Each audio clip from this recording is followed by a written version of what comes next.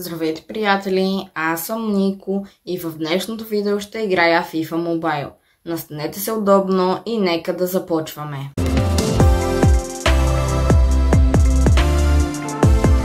Причината да снимам това видео е, че след няколко часа е краят на FIFA Mobile. Играта ще бъде заменена от новата EA Sports FC24 Mobile. И така, приятели, както виждате, вече съм в играта. Първото нещо, което искам да направя е да отворя един футболист 116-117 Overout. Сега ще разгледам какво може да се падне. Има доста варианта. Окоча, Сон Шкриняр, Доминик Собослай, новият футболист на Ливърпул, който на мен доста ми харесва. Също така и Макалистър.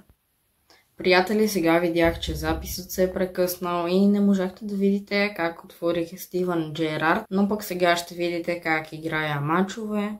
Отбора, с който завършвам FIFA Mobile.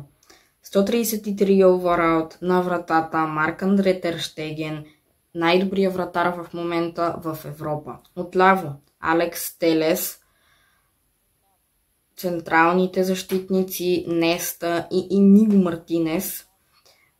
Отдясно е Клаус, полузащитата Фратеси, Мейсън Маунт, Стивън Джерард. В нападение отляво Джак Грилиш, централен нападател Роберто Фирмино, а отдясно Ривалдо, който всъщност е страйкър, т.е. централен нападател, но аз нямам силен райт уингър и затова съм сложил Ривалдо. И това е моят отбор, 133 Overout. Сега нека да изиграем един Division Rivals матч.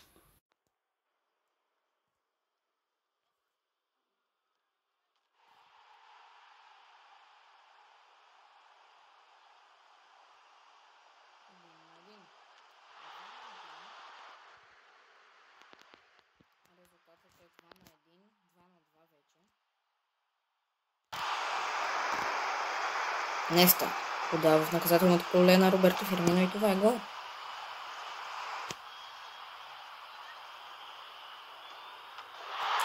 Спасяваме. Джак Грилиш подава на Роберто Фирмино и това е четвърти гол. 4-4 е резултата.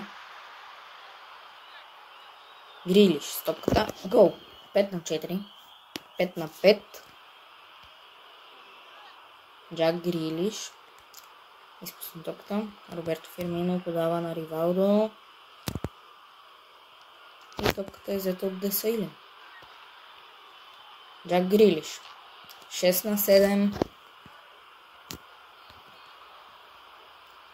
Ривалдо подава на Роберто Фирмино и това е седми гол. 7-8. Маунт. Джак Грилиш. Спасяване. Стивън Джерард. 8-8. Ривалдо подава в наказателното поле, но пасът не му беше точен. Завърши 9-8.